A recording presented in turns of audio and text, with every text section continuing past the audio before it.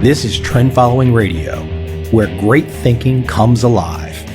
Nobel Prize winners, legendary traders, best-selling authors, and the pros that know what drive us irrational human beings. I am your host, Michael Covel.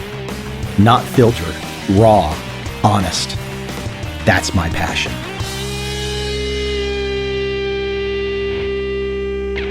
Today on the podcast, I have Mike Konik. Mike wrote a cool book called The Smart Money. He's written several books, but today our conversation is about the smart money. Actually, it's really not as much about the book. It's more about Mike's experience. And Mike has had a fantastic experience in the world of sports betting. The parallels to my trend following world are off the charts. I hope you enjoy this conversation.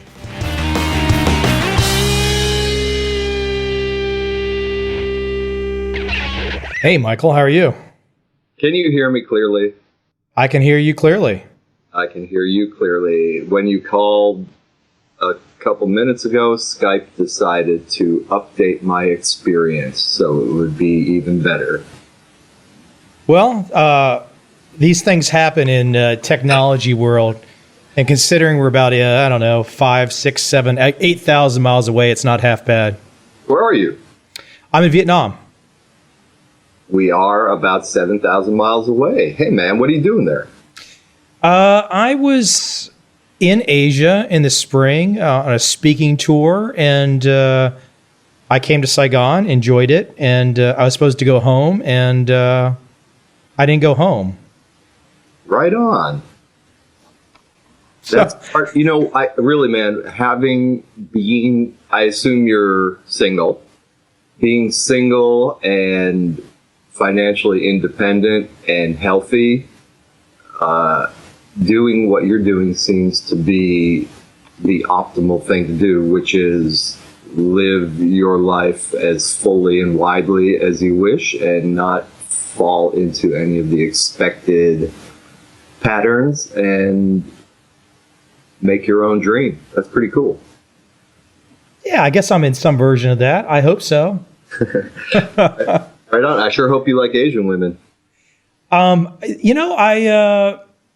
I have no problems in that area. No, there are some, for those in the audience that are listening that have not had a chance to travel to Asia, and it probably feels like, sure, everybody in America, they've met somebody from an Asian country, but it probably sounds a little exotic. And let me tell you, it is exotic. And yes, you are missing something. So that's all I'll say about it. Right on. Hey, are we live right now? Are we recording? We're recording, but I can always, as I tell people, I can always chop, or I can just let it play. Sometimes people like to listen to people exchange thoughts about whatever. Sure, and I think it is good for your listeners to know how technologically inept your guest actually is. Well, I tell you what, you might be technologically inept, but you have lived a story that I think is really interesting, and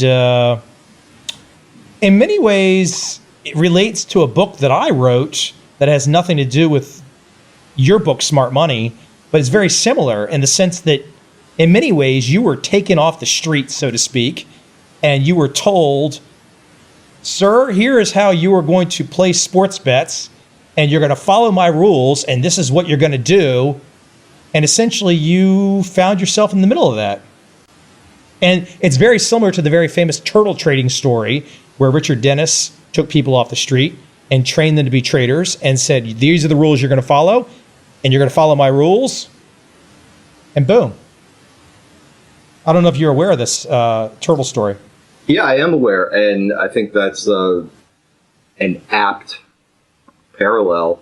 I think to the next level, what seems to have happened in my case, and I believe in your case as well, after being that taken off the street, well-trained soldier, figuring out, well, what can be done in this system, in this closed system, this game, with the parameters that we've been given, what can be done to go to another level?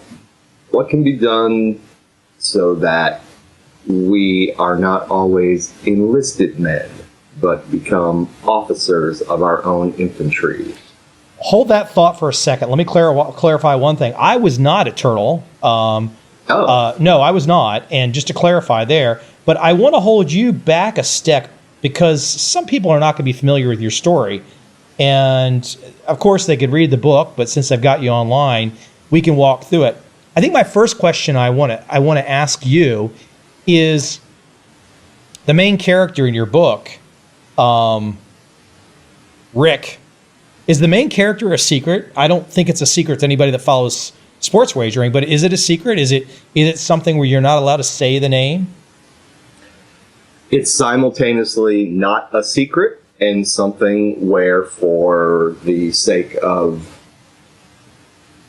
privacy and legality and holding up agreements, I am presenting the information accurately, and as the author note says in the book, The Smart Money, I have simply changed some names and identifying details for privacy purposes.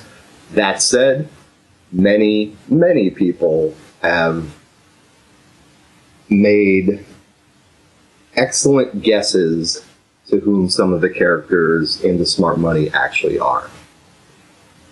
Well, if we were to put aside some of the characters, I think there's one pretty important character.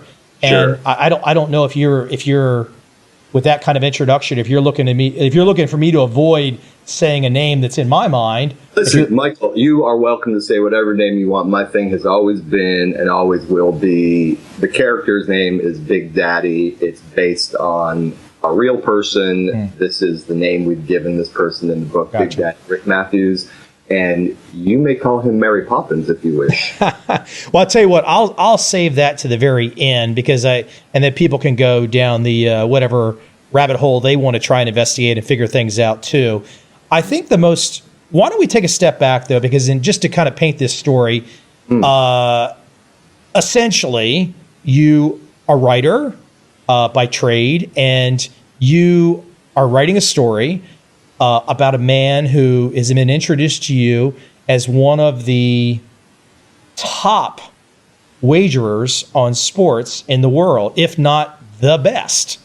And essentially you come into a situation where you're either going to write an article or a book about him, and the next thing you know, you're working with him.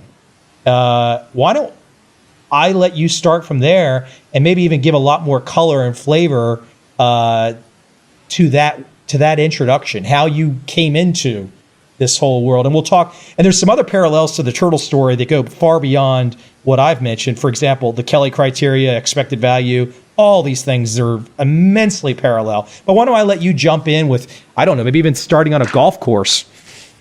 Yeah, back in the 1990s, I was the original gambling columnist for a magazine called Cigar Aficionado.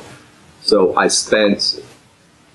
was living in New York City, but I spent a good deal of time in Las Vegas, usually on a monthly basis, hunting down colorful stories and colorful characters. And this guy, Big Daddy Rick Matthews, was rumored to exist, but I had never actually met him. When I say rumored, the way the sports betting industry works, the industry that is aimed at the amateur casual player, what is known as the square player in a sort of slightly derogatory term, the non-sharp player, the millions and millions of people who watch sports recreationally and bet on it either because it's entertaining or because they have some delusion that they can actually know more about the lines than the professionals. It's their home team, it's their college team, whatever. A lot of reasons. So the people that care about point spreads and care about betting on sports, the marketing people in the sports betting industry like to hold out the hope that there are certain people out there, certain seers, who can discern value in the point spreads where others cannot. And if one only knew their picks and how they looked at the numbers, one could be just as wildly successful as them. So it's a good kind of mythical figure for marketers to concentrate on, because everybody wants to think, man, if I just keep playing roulette the way, Guru Mike plays it, I'll be as rich as him someday. And if you take it to sports betting, you've got some people out there who have these kind of reputations. Okay, so I pitched a story to my editor that I was going to actually find this guy and see that he actually. What were the rumors that were existing? So you didn't know much about him. You heard a name, like almost a whale, so to speak, a sports wagering whale. What were the rumors that you were hearing before you had even met him? Bet more money on games than anybody in America. Bet $1 million a game. Hadn't had a losing season in 25 years. Struck fear into the hearts of bookies around the world. Turned the Vegas lines, just torched them anytime he made a play. Everybody was trying to follow his lead. So basically everything magnificent you can imagine about a professional gambler I had heard about this guy. And you didn't know if he was real, though. I suspected he was, based on the amount of time I had spent in Vegas. When I originally got there, it was just one of these stories you hear. And then, yes, the more I spent in there, I realized this cat definitely is real.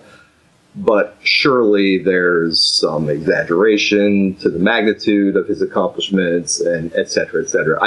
Writing about gambling for a long time, one hears a lot of tall tales. Gotcha. So I was skeptical, but I was also super interested, because my interest in gambling, Michael, it centered on how do people who actually beat an unbeatable game do their thing.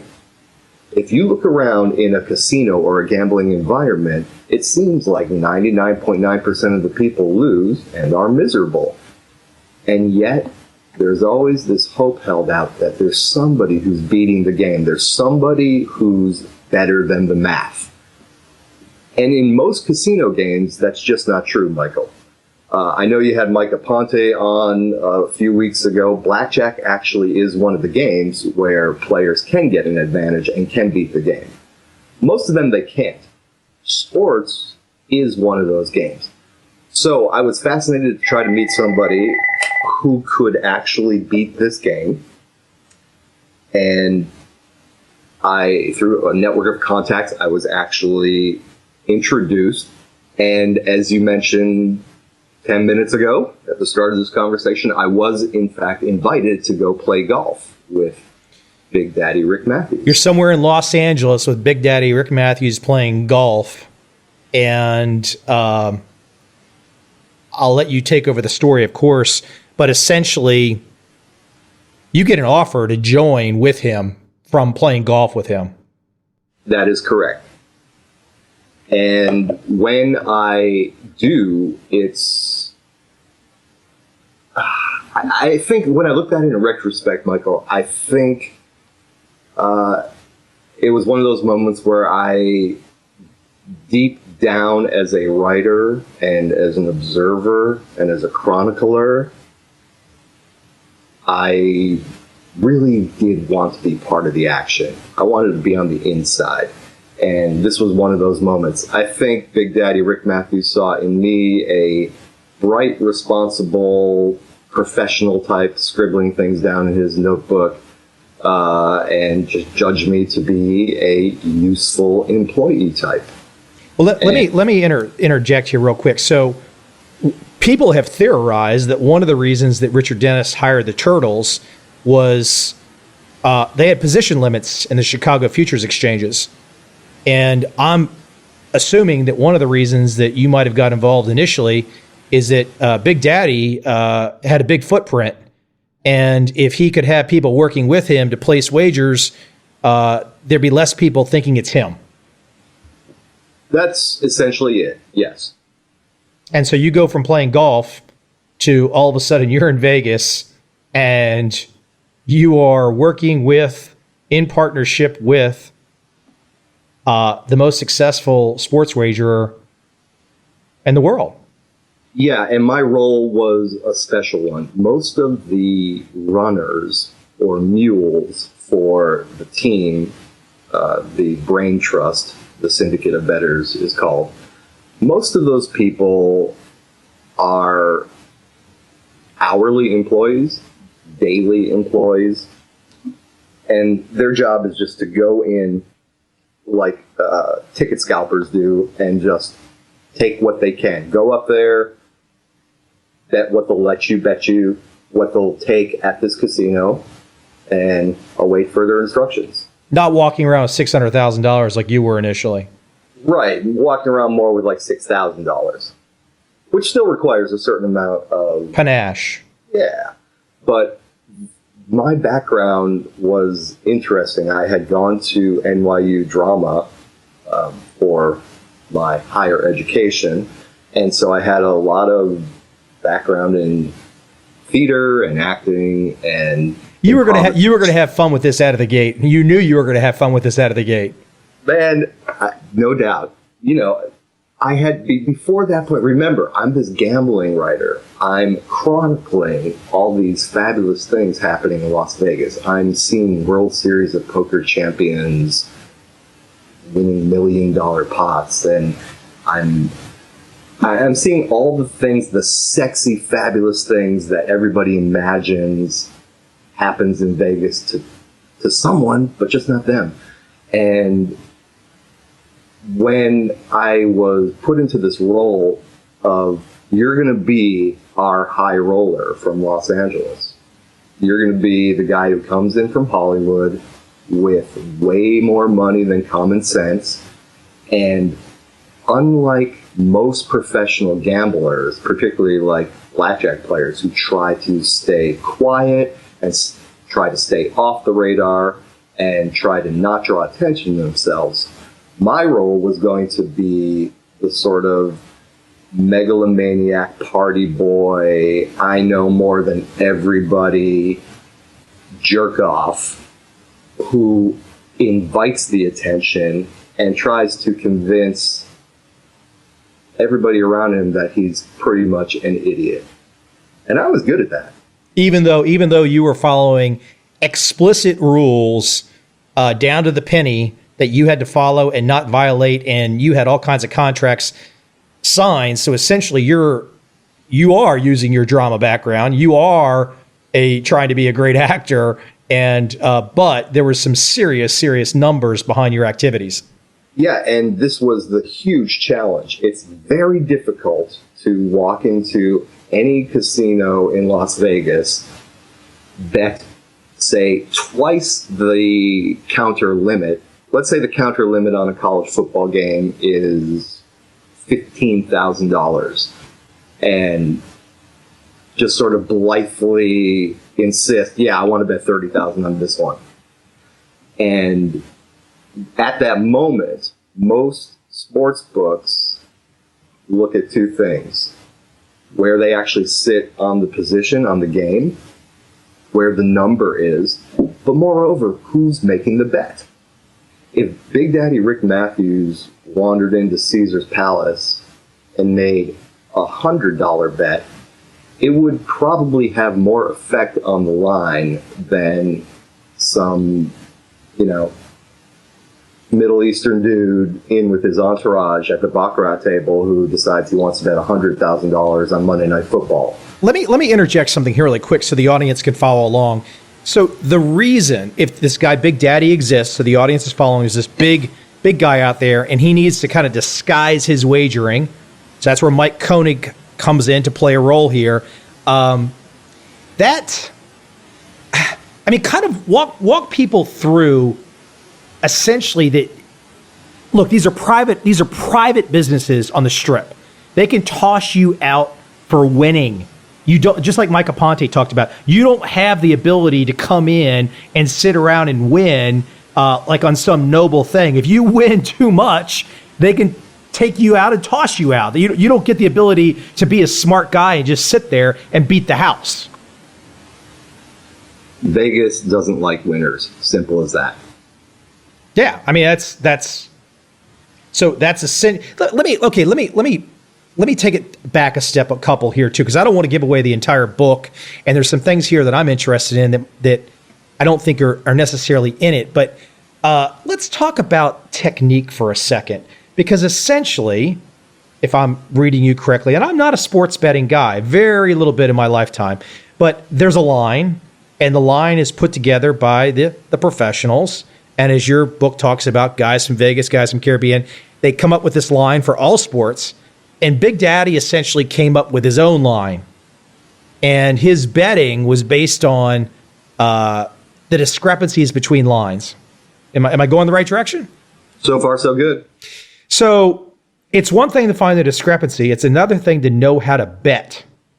And I'm wondering how much you would be willing to kind of let the audience know. How much did you know about betting and the Kelly criteria before you got involved with Big Daddy?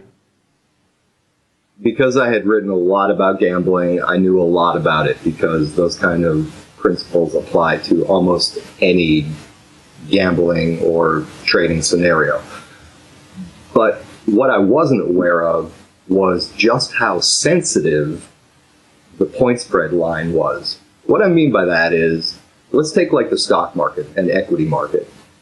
If you are a gigantic mutual fund or hedge fund and you want to take a gigantic position in a company, it's difficult to acquire all the shares that you want all at once without totally blowing up the price, the underlying price of that equity. Every time you buy it in large number, it's going to go up. And so eventually the price that looked good at the start, after you bought a certain amount, if there are enough followers and enough other people getting on that bandwagon, that price is going to get out of control before you acquire all the shares you really want at the price you want. Same thing in sports betting. We looked at games, and as you said, let's say Vegas said that, let's just use teams so it's easy to follow. Let's say Vegas said that Denver was supposed to be a 9-point favorite over, say, Cincinnati in Denver. And if our computer program showed us that, in fact, Denver should really only be a 6-point favorite over Cincinnati, well, then we would want to bet as much as we could on Cincinnati plus 9 points and probably plus 8 points. Most of the followers, once the information got out there, most of the followers would jump on the 7.5 and the 7. And by the time it gets down to that neighborhood, as you can see, if we made the real number 6, 7 is a value, but it's certainly not the same kind of value as when you're getting 9. So the reason I'm giving this example is to explain my utility in the Brain Trust. The Brain Trust was just Big Daddy's name of his partners, his associates, everyone working for him. That was just the name of his, quote, syndicate. Correct. And it involved a lot of people, some people who actually moved the money, some people who did pure computer handicapping, some people who purely did advanced accounting. It was a large group of people with a small inner circle. And in this inner circle here, the whole idea always, every day, was how do we get down the amount that we want to get down on this game without upsetting the line? And that became over a 5 or 6 year period, basically the challenge that I faced every morning. How do we get down enormous amounts of money, hundreds of thousands of dollars, without the line getting out of whack? Okay, at this stage of the game, though, when you're getting started, you only know so much. You don't know all of the pieces of the puzzle. You just got your instructions to follow, and you surely don't know all of the activities and actions and maneuverings of Big Daddy, correct? Correct. And in fact, in the first week that I started working for the Brain Trust and actually flying to Las Vegas and meeting a courier with $250,000 in cash and doing my whole party boy thing, the first couple weeks, I was still skeptical. I just didn't know. I had heard so many different stories, and I had been around gambling so much, and I knew that there was just so much bullshit out there and so much hype and marketing and so many charlatans that I really was skeptical. And when I got the orders for the first games that we were going to try to move on at Caesar's Palace in Las Vegas, a lot of them really, man, they didn't look that sharp to me. Like, oh, man, my friend would have bet on that game. Nothing really, I just didn't understand anything that was going on. I couldn't see inside the numbers. I couldn't see behind anything. You couldn't see the portfolio perspective. Not at all. It just sort of looked like, yeah, man, this is just a guy who likes to bet a lot of money on games. He just has more money than other people, and off we go. I realized very quickly, Michael, that this stuff was for real. And the reason I knew was twofold. One, winning. We just won all the time, pretty much. What percentage were you quickly calculating that you were winning of your bets? Well, there's two ways to calculate it. Like just actual raw win-loss percentage, but the more important way is return on investment and number of units. Because so it was a unit perspective too. That was another thing that the Turtles were taught, was the unit perspective. Correct. We're looking to win a certain number of units over the season, and certain plays based on when a point spread is not that far off from what we think it really should be, it might warrant a small bet. But when the point spread is wildly just so out of whack, we're going to bet as much as we possibly can, just because we know that our underlying advantage is so high on that bet. And the whole idea with any sort of gambling mechanism is to identify which side has the advantage, which has the long-term expectation to get the money. The long-term expected value. To get the money, if you play it a million times over and over and over, one side's going to get the money if they have the advantage. Now, in most casino games, the house always has the advantage. As I'm sure Mike explained to your readers, in blackjack, because of the fluctuating composition of the deck, the odds change, and there are hands where the player actually has the advantage over the house. But for the most part, in most gambling scenarios, the house has a fixed advantage over the player that can never be overcome.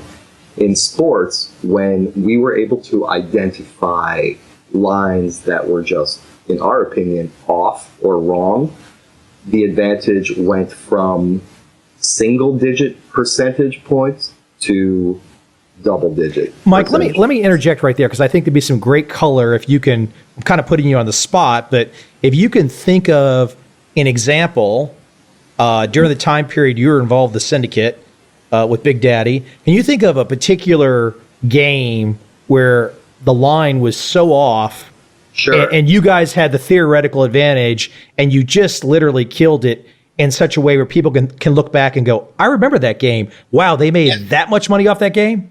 Yeah, sure. There's one I will never forget, because as you were saying that, Michael, I looked behind me in my office to look at a framed Xerox betting ticket that I have from Caesar's Palace for $220,000.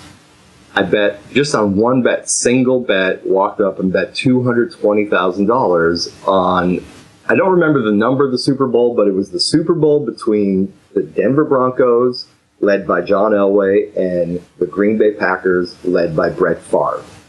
And the line for that game was 12 and a half points. The Packers were a gigantic favorite. Unbelievably, our computer algorithm showed that game to be Packers like a 2-point favorite.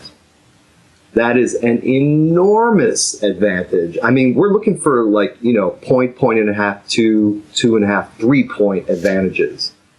We're dealing with like a 10-point advantage that crosses all these key numbers in football. How does that happen? How do they make such a big mistake on the big game?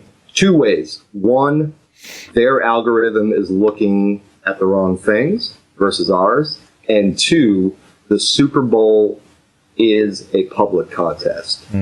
The people who are making the line aren't trying to just fight the sharp guys. They're not trying to just protect themselves from the professional gamblers.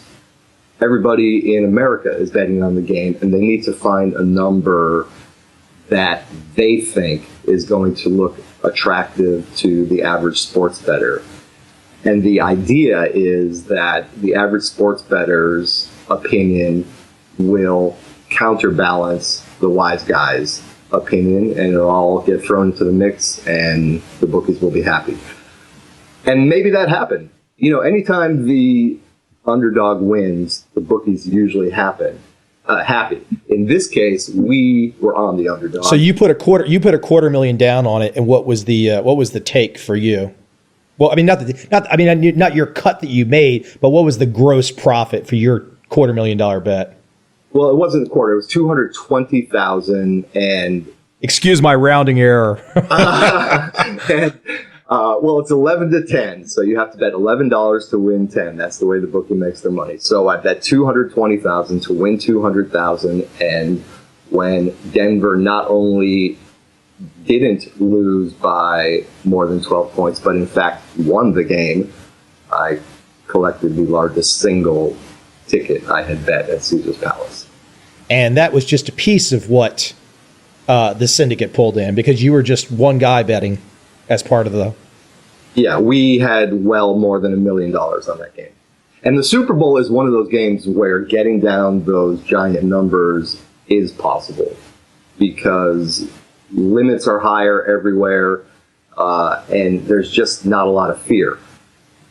The expected value that, and it's the formula everybody out there can calculate. I mean, you've got to know there's a lot of details that go into the system, but the expected value is a portfolio expected value, or it wasn't an expected value for each individual bet, each individual game. It was more of a portfolio perspective. Would that be correct?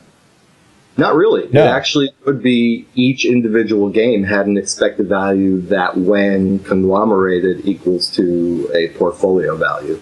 Okay. But each one can very clearly be graded as... That's the thing about what I was so fascinated, learning about how the brain trust work. Gambling tends to appeal to people's heart and their hunches and their instincts and their gut. And those are all cool things, but none of those things are quite as powerful as math and brain power. And it was fascinating to me to see how dispassionate Big Daddy and the handicappers were about the teams. They were merely mathematical expressions of value. But once you got into it, why was the dispassionate attitude? Did it really strike you as unusual once you really got involved? Because essentially they're just running a Fortune 500 company, making money. So why would they not be dispassionate? Once I got involved, it didn't strike me as unusual. It's just because I had been rubbing shoulders with every other form of gambling for so long. Yeah. That this seemed so refreshingly businesslike. And after a while, I was a believer, and I saw that dispassion was really the only way to play this game, because one week you might be rooting with all your heart and soul for the Denver Broncos to win, and the next week you might be rooting for them to fail. There can be no home teams, there can be no allegiances. You're just looking for value. You know, as kind of a side thing, I think you might appreciate this. I did a film a couple years ago, and in that film, I had a lot of hedge fund managers, and a lot of the hedge fund managers that I had on kept talking about poker. So I ended up having a lot of poker guys in the film. So a couple of the guys that I interviewed, quite well known, a couple of them kind of got involved with some government stuff here in the last couple of years, Howard Lederer and Chris Ferguson. But they both had that dispassionate view when they were talking about poker. It was just a science to them. That's the best way to approach gambling. And, you know, without getting into a huge philosophical discussion, the best thing for anyone to do before they enter into a gambling proposition or a trading proposition is to know why they're doing it. Yeah. It's very important. If you are doing something for entertainment, such as betting on football games, if you're doing it for entertainment, knowing that is going to help you make a lot of really smart decisions on your bet size and on the amount of time and attention that you give to pursuit. If you're doing it as your career and as your living, you're going to have to approach it much differently. So knowing what you're doing in advance with sports is key. And I would say to, you know, most of your listeners who are probably above average intelligence, very sharp people, that's not enough. Like, just being smart and knowing more than the average person is not enough to beat any gambling proposition. It's a full-time dedication. And you know, you talked about this at the very beginning. We're only going to go so much into this, but you talked about the idea, or you hinted at it, like, hey, I got involved and I learned how they did certain things, and you obviously started your own organization for a period of time, if not still today. I'm not sure about that. You'll have to let me know. But what I would love to know, if to the extent that you're able or willing, how much, what kind of thing would be the, I'm going right for the heart of the matter, the special sauce, so to speak, that would allow you or Big Daddy to come up with a line that was better than these fabulous casino properties on the Strip with all the more money than God? What was the brain trust, so to speak, doing to come up with a theoretical line better than these massive companies? Big Daddy was one of the first guys to actually get computer programmers involved in his organization. When he started out in the 1980s, remember back then, Michael? There weren't a lot of computers back then. There certainly weren't, databases and chat rooms and instant odd updates. It was a much more analog world back then.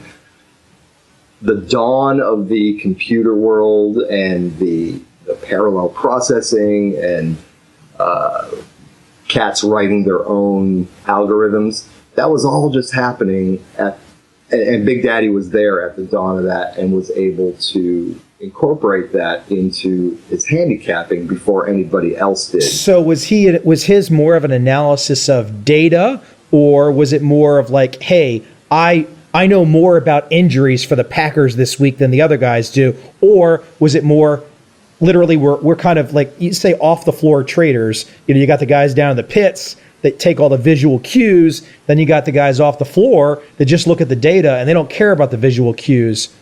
Or was Big Daddy a mix of the two ideas? Yeah, none of it was or. It was all and. It was all of what you said.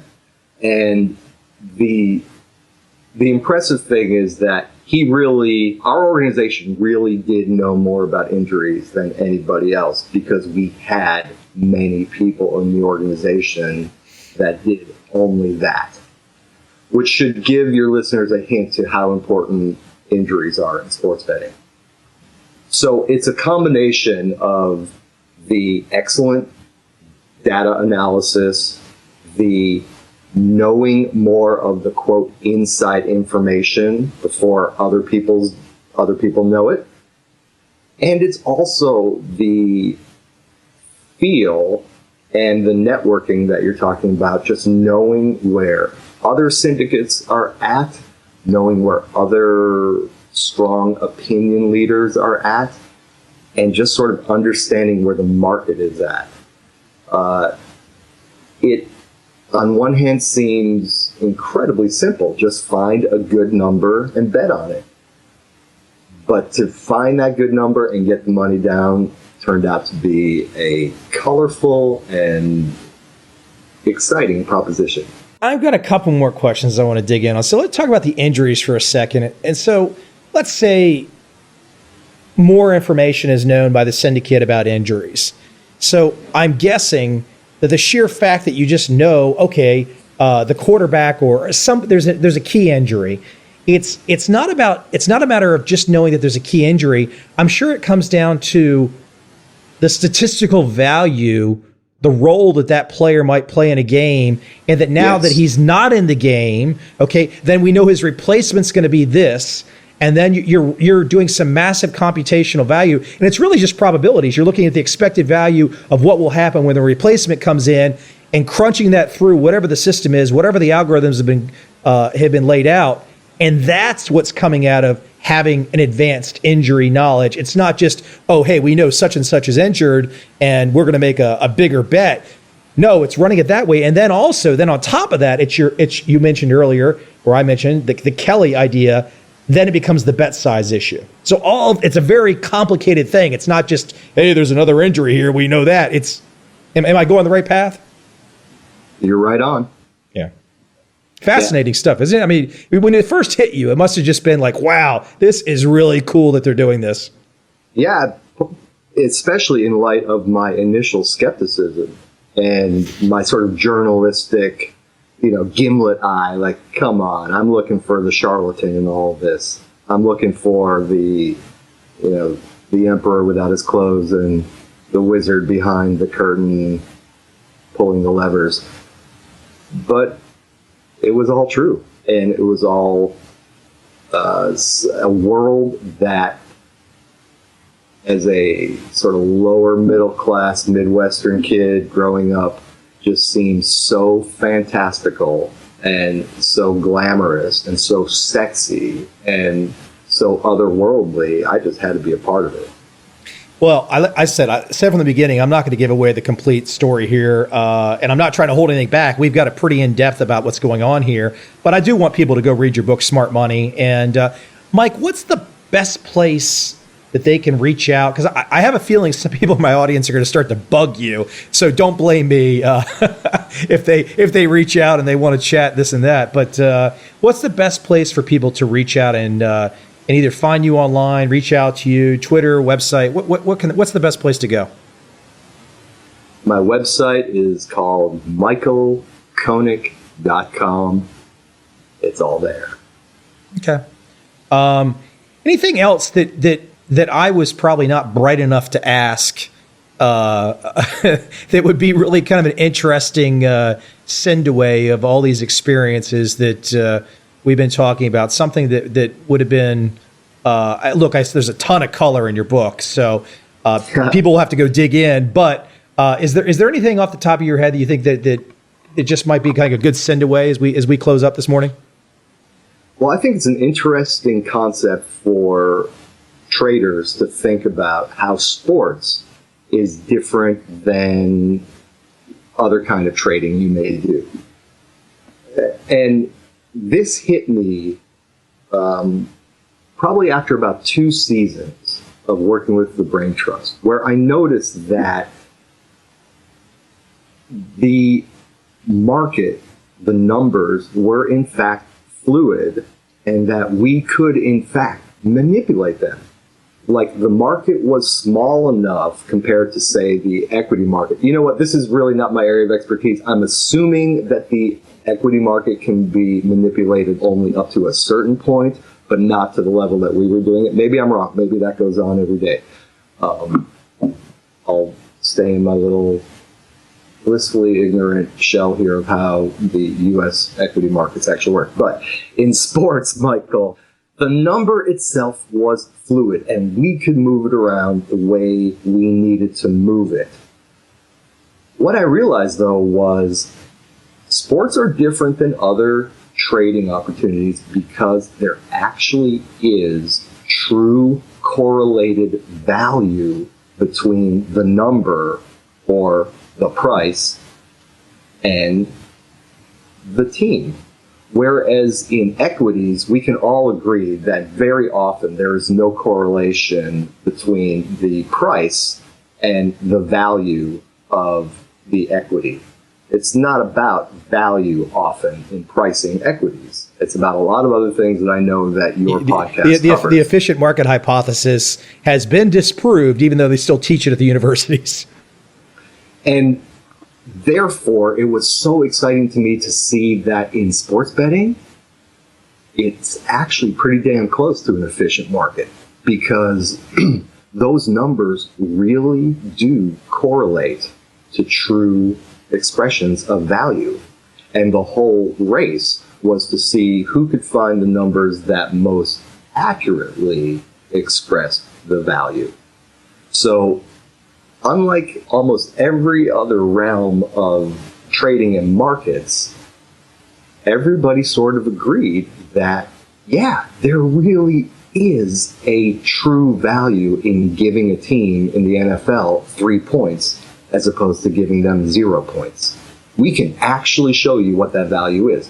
And knowing that, Michael, was really a sort of liberating kind of moment. It's like, wow, if all these numbers really correlate to true value, if we look deep enough and we find the right numbers, we're going to get really wealthy. I have one last question for you, and then I'm going to add one comment too. I assume Big Daddy is still the Big Daddy? Your assumptions are your assumptions, sir. Okay, so I mentioned it early on in the beginning. I've decided, as I've been listening to you in this podcast, it'd be fun not to mention the name. But I had actually I texted a hedge fund friend of mine tonight, and he was not familiar. When I told him who I thought the name was, he was not even familiar with that name. So I'm going to leave it blank, but I will. That guy, I would say that guy doesn't bet on sports. He might not, but I will leave it this way though. That if people are interested, this is the only hint I'll give. It's a pretty big hint, but there was an interesting interview on 60 Minutes in the last couple of years, and I think that looks like that might be Big Daddy, but that'll have to be left up to everybody out there to make a judgment and read Michael's book. That was a super interesting episode on 60 Minutes. Once again, Michael, what is the best place as we sign off? What's the best place that people can reach you and more information about you? I'm at michaelkonik.com. Michael, it was good chatting, and I hope you didn't mind me interrupting, but it's a really interesting story, and I wanted to bring up a lot of points as you were talking. That the parallels in my world are immense. So I appreciate you taking the time today. Michael, it was a real pleasure. I appreciate your intelligence and your enthusiasm, and I'll look forward to talking to you anytime you'd like. Thanks, Michael. Take care.